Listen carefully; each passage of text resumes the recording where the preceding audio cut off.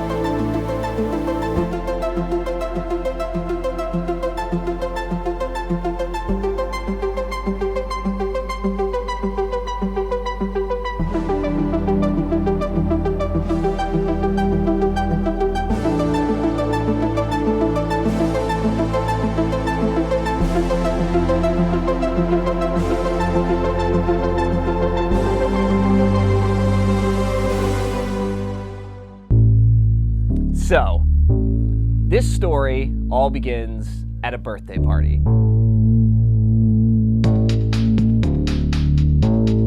I was invited because at the time I was going through a very interesting transition in my life. He's recently divorced, living up in Encinitas. She fell in love with her manager, you know, as these things tend to happen. Our friend had gotten a boat for his girlfriend's birthday. So I go, and to be quite frank, I'm looking for every excuse to leave this party. While I was driving the boat, I lost a life jacket. I don't really know how to pick up girls. I missed the whole dating scene for almost a decade, right? So I was gonna go pick one up, and Chris saw me leaving. We'd barely spoken really. And he was just like, "Hey man, are you going by yourself?" And I said, "Yeah."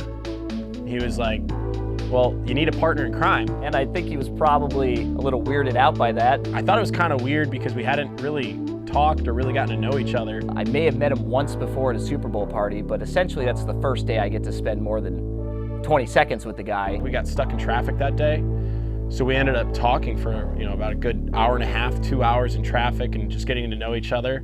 Started talking about podcasting. And he's got this idea for a show about interviewing people who are, transplants in San Diego. What's their story? Why did they decide to move here? And I have all this equipment because I do this, as a side hobby for my company. That kind of led to us being able to hang out. Was the podcast was a reason for two grown men to become friends.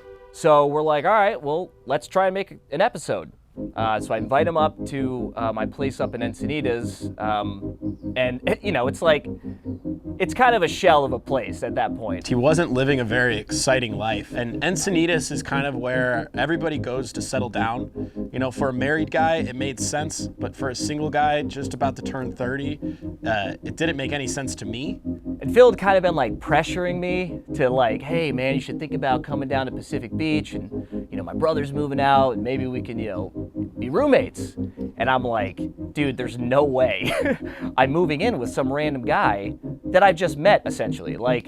That's very far away from the direction that my life was going. And also, everything that I had heard about Pacific Beach was that this place was full of bros, everyone's drinking, high, being ridiculous all the time. It's like Candyland, and I guess you'd say, what is it? What's Peter Pan?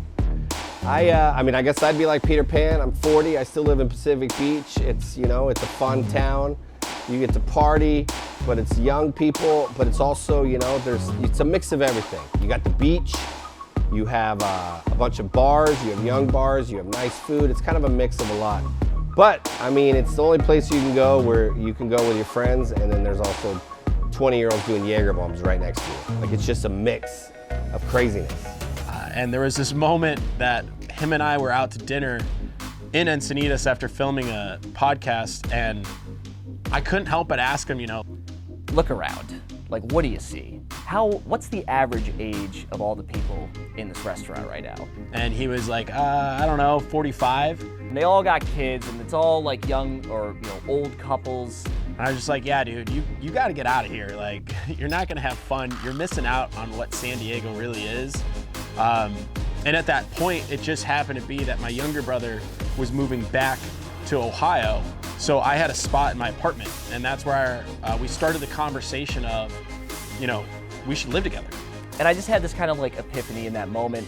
And I realized a lesson which I've always learned throughout most of my life, which is like, if something feels uncomfortable, if you lean into that, good things are probably gonna happen. It sounds weird, but that's usually how it goes down. So I'm like, all right, fuck it.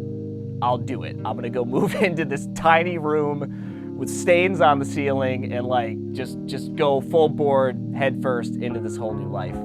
And right off the bat, again, it was awesome. It felt like we had known each other for our entire lives.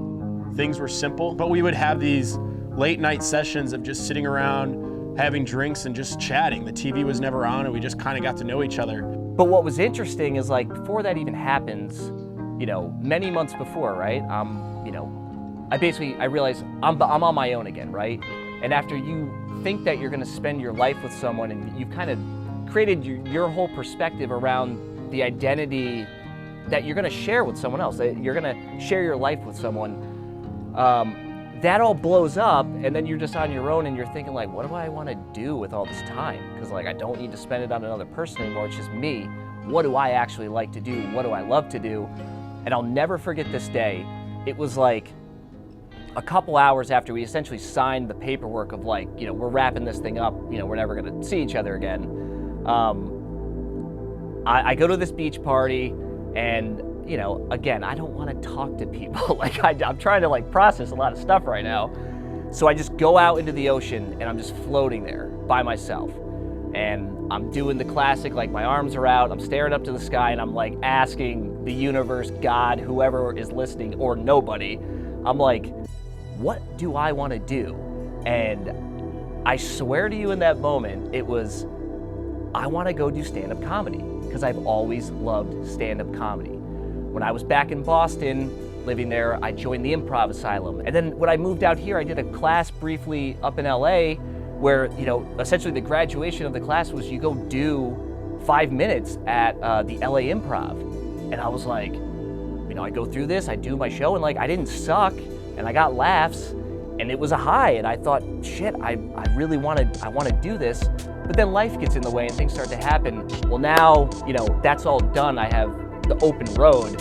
So I'm like, I want to do comedy. And at one point, that's when Chris told me about the comedy classes he had taken up in LA.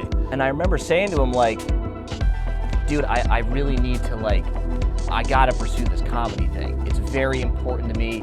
And he's like, and this is just Phil, to his credit, he's just an open-minded guy. And he's like, all right, I'll try it too. It sounds fun. And then he shares with me like his love for comedy. I always loved comedy growing up. I used to sneak downstairs when I wasn't old enough to watch stand-up to watch stand-up at night. And there was a moment when I told Chris, hey, I'd always wanted to get on stage. And we agreed that the month of December we would start writing. And then in January, we would have our first time on stage, because that's when we were both gonna be in San Diego consistently. And you gotta start somewhere. So, that somewhere is this place called the Beachcomber.